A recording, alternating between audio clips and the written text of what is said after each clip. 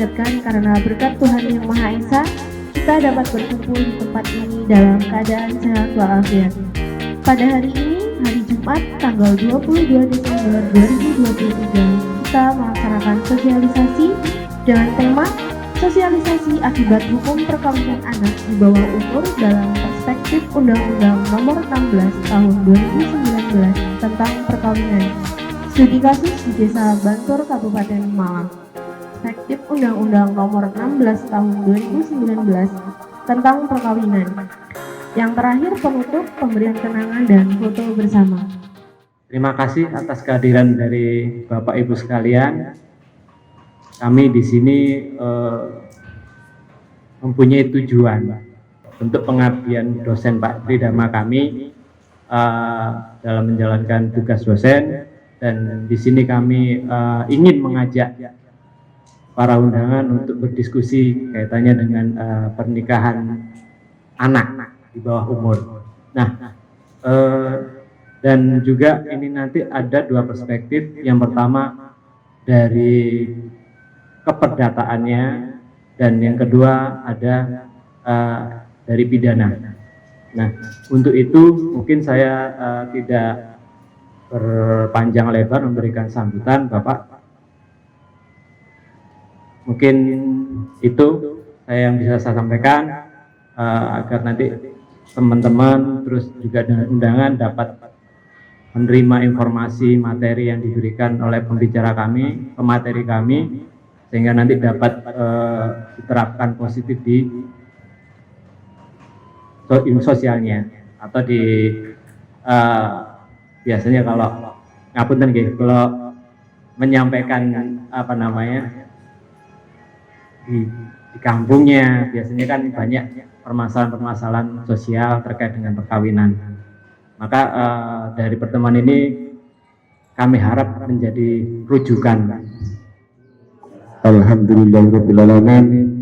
Assalatu wassalamu ala asyrafil anbiya'i wal mursalin sayyidina wa nabiyina wa alihi wa ajma'in, amma ba'du. Pertama-tama marilah kita memanjatkan rasa syukur kita kepada Allah Subhanahu wa taala, yang mana pada kesempatan siang hari ini kita masih diberi kesehatan sehingga dapat berkumpul dalam keadaan sehat walafiat. Amin, amin ya rabbal alamin. Di sini kami selaku pengelola Pantai Balikambang mengucapkan terima kasih terutama kepada Bapak Dekan dosen Universitas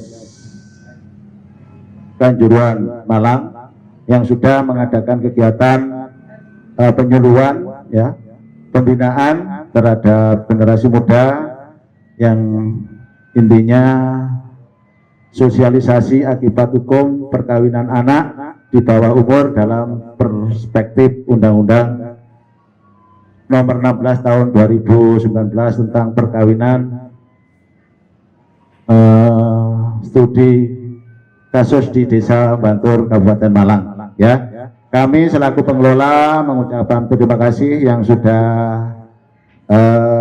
diadakan di Pantai Balikambang. Mudah-mudahan program dari bapak-bapak, terutama bapak dosen, ini bisa bermanfaat bagi masyarakat Bantur khususnya, dan umumnya pengunjung Pantai Balikambang secara khusus. Jangan sampai nanti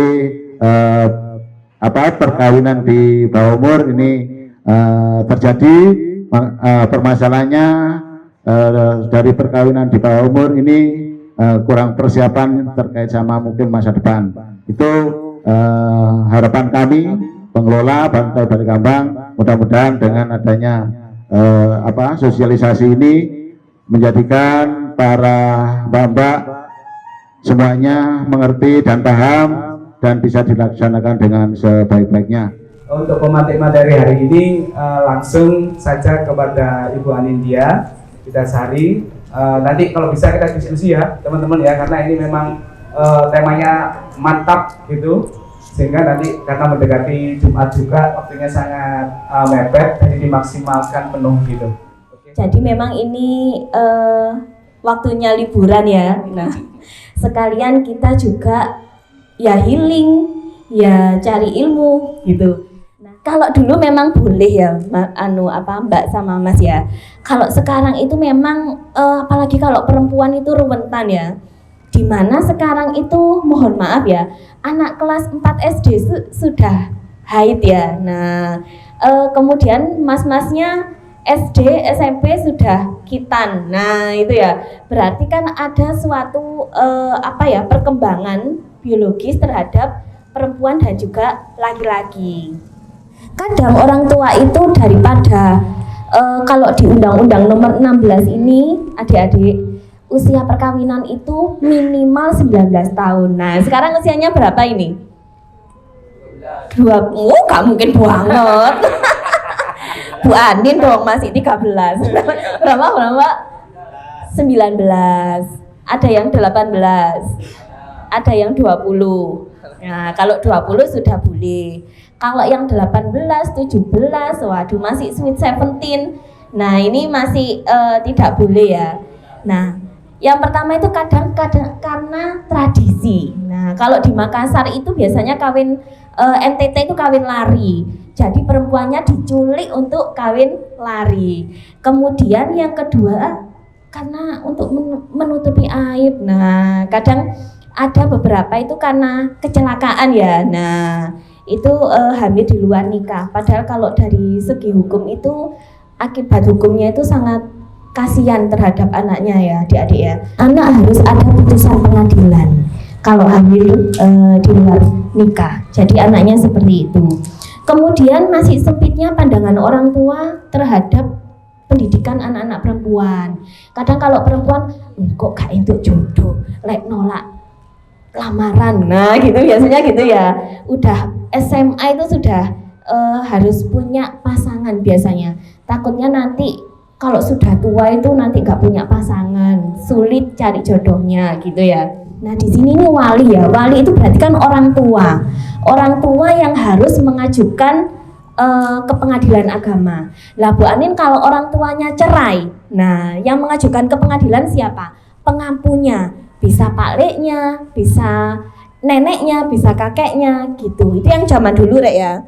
Nah, yang ketiga, pengadilan agama untuk orang-orang yang beragama Islam. Jadi kita lihat kompetensi untuk pengadilannya.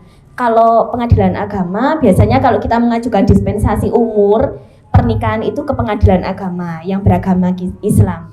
Dan yang terakhir adalah kita bertanya ke calon mempelai. Wah, kalau yang laki-laki nggak mau Bu Anin, saya masih ingin menikmati masa-masa lajang. Waduh, kalau yang perempuan, lah nasib saya gimana? Sudah pacaran 5 tahun gitu ya, biasanya gitu. Nah, kalau misalnya salah satu saja nggak boleh atau nggak mau untuk menikah, tidak boleh ada pernikahan, begitu ya.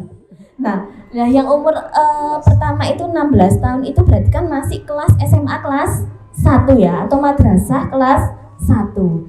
Nah, dia langsung disuruh karena sudah tidak mampu, jadi di semester 2 itu dinikahkan, gitu adik-adik. Dinikahkan padahal anaknya ini anak yang berprestasi di sekolahnya. Dia nggak mau, kemudian dispensasi ke pengadilan agama yang di Kepanjen ditolak. Karena yang perempuan ternyata waktu dimediasi oleh panitera tidak mau melangsungkan pernikahan. Gitu diperbolehkan untuk melangsungkan pernikahan atau tidak? Tidak, karena salah satu menolak. Nah, karena alasannya ekonomi, saya sudah jadi orang tua sudah nggak mampu untuk membiayai. Adik-adikmu yang 3 ini masih juga sekolah. Gimana kamu nggak boleh menolak lamaran dari Mas ini. Nah, Mas ini nih TKI ya, TKI yang pulang dari Korea, gitu kan, uangnya banyak ya katanya ya. Ya. Nah, karena memang mohon maaf, ilmu parenting itu kadang usia 14 dan 15 itu kan kita masih seneng-senengnya bermain ya. Kemudian dituntut untuk mengasuh anak. Lah padahal kadang usianya Sebu Anin ini untuk mengasuh anak aja masih baby blues. Jadi kita kena mental health mahasiswa jadi seorang ibu sekarang itu. Sehingga mungkin usia belum 6 bulan itu sudah dicekoki makanan, sudah dikasih pisang dan lain sebagainya, sehingga angka stunting itu tertinggi karena usia perkawinan anak di bawah umur. Jadi menjadi seorang ibu belum cukup ilmu kita menjadi seorang ibu sudah mengasuh anak. Belum cukup ilmu kita menjadi seorang anak sudah mengasuh anak dari kita sendiri. Untuk menjadi pribadi kita sendiri, berdiri di kaki kita sendiri saja kita belum mampu, apalagi menjadi seorang istri maupun menjadi seorang ibu. Sehingga ada beberapa artis itu child free, ya. Kita menikah tapi child free, tidak mau punya anak. Nah, itu banyak sekali. Kasusnya kita kan seperti itu ya. Kita melihat kok jadi seorang ibu itu kok susah sekali ya. Tidur gak bisa tidur, makan gak bisa makan, mau ke belakang masih digandoli sama anaknya, kadang bapaknya masih main PUBG, masih main game, nah gitu ya, masih ingin menjadi seorang laki-laki yang bebas dan lain sebagainya. Wah, iya mas. Waduh, kan kita kok sudah kenal jatuh cinta karena kita sering menonton atau kita sering diberikan HP, sehingga ilmu pengetahuannya tuh mungkin sudah tingkat tinggi begitu ya. Nah, hal ini yang menjadi kecenderungan bahwa kita sebagai orang tua juga yang patut mengawasi anak-anak kita terhadap gadget gitu ya. Dan kita mendidik anak itu kan sesuai dengan perkembangan zamannya ya. Nah, kalau kita mendidik dengan orang tua kita yang dahulu dengan yang sekarang itu juga berbeda. Nah, ini memang kecenderungan adalah madrasah yang pertama adalah orang tua, sehingga orang tua juga yang perlu untuk diberikan sosialisasi. Kalau Bu Anin kemarin, Bu Anin sosialisasi perkawinan ini di ibu-ibu PKK Desa Gondowangi Wagir. Tapi kalau yang sekarang Bu Anin sosialisasi ini di adik-adik yang usianya di bawah 19 atau mau memasuki usia 19 tahun, begitu ya. Sehingga saja kurang lebihnya. Terima kasih banyak untuk waktu dan kesempatannya. Selamat siang, wassalamualaikum warahmatullahi wabarakatuh. Saya kembalikan ke Pak Fahmi. Oke. Waalaikumsalam. Oke, tepuk tangan yang meriah dong. Oke. Sangat luar biasa sekali, terima kasih Bu Anin. Ini memang menjadi problematika kita ya, apalagi tadi ngomong stunting. Pernah dengar kata itu enggak? Karena stunting sendiri ini memang masih marak di daerah-daerah tertentu. Jadi itu, ada beberapa hal memang yang kemarin kita penelitian di Batur sendiri cukup menarik tadi yang disampaikan Bu Anin. Karena kabupaten sendiri itu menjadi hal yang sangat tinggi tentang perkawinan di usia, di bawah usia. Terus yang kedua dari Jawa Timur, itu juga menjadi yang mendominasi kemarin yang sempat viral di Ponorogo. Dan tapi itu meskipun kita sudah mengkaji adanya kegiatan, tetap meningkat ya orang pernikahan ini dan sebagainya. Dan pertanyaannya sebenarnya langkah apa sih yang tepat, apalagi di zaman kita di generasi Z ini kan, hari ini kan di generasi Z banyak sekali yang udah nikah gitu, mohon maaf di luar kan pernikahan juga gitu. Bagaimana sih untuk menanggulangi hal tersebut gitu? Pertanyaan saya di sini itu bagaimana cara atau pola asuh yang benar. Dikarenakan misalnya di sini itu meskipun pola asuh orang tua itu baik, tapi kan lingkungan juga mempengaruhi. Jadi bagaimana baiknya. Yang kedua ada satu lagi terkait pembahasan yang tadi mengenai menikah dipaksa. Kan ada beberapa kasus di mana pernikahan itu dipaksa oleh orang tua. Jadi ketika memang pihak pemerintah, undang-undang ataupun KUA tidak memperbolehkan apabila ada salah satu pihak yang tidak mau.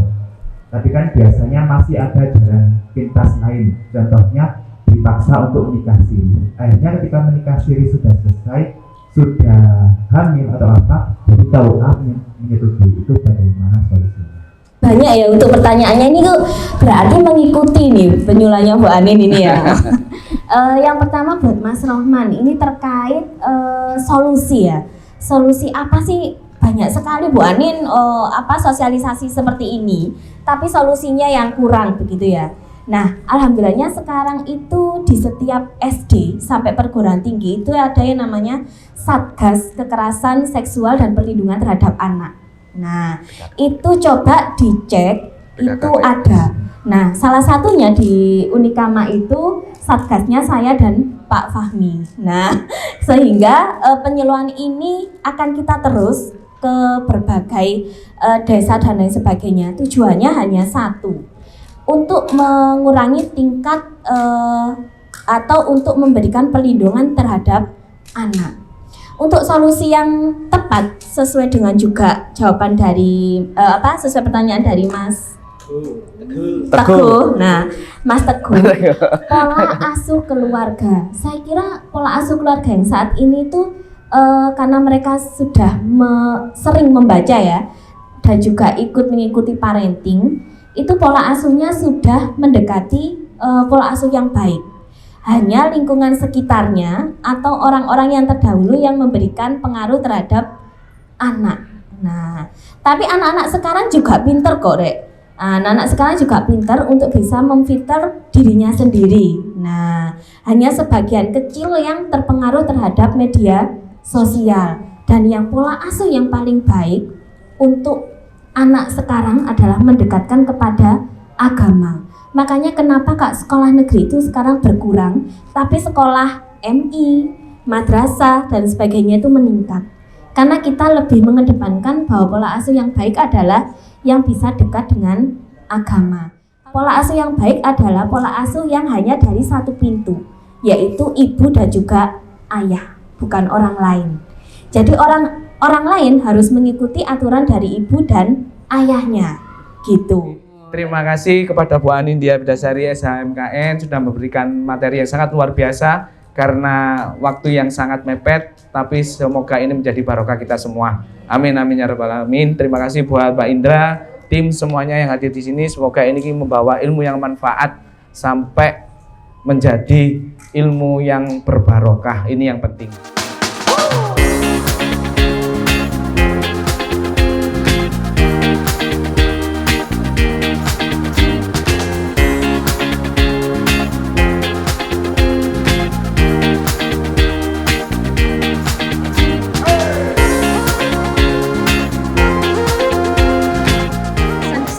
Dapatkan dari pelatihan ini adalah sangat membantu sekali, terutama khususnya bagi masyarakat atau remaja-remaja usia di bawah 19 tahun untuk menghindari atau mencegah ilmu-ilmu yang didapatkan dari pelatihan ini diharapkan nanti mampu meminimalisir tingkat pernikahan usia dini yang ada di Indonesia, khususnya di Desa Manado.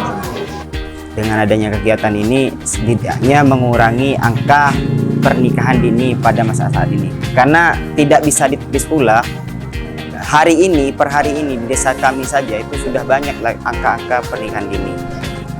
Karena memang dengan faktor-faktor tadi, akan tapi kalau menurut dari kalangan kita itu di faktor ke pendidikan.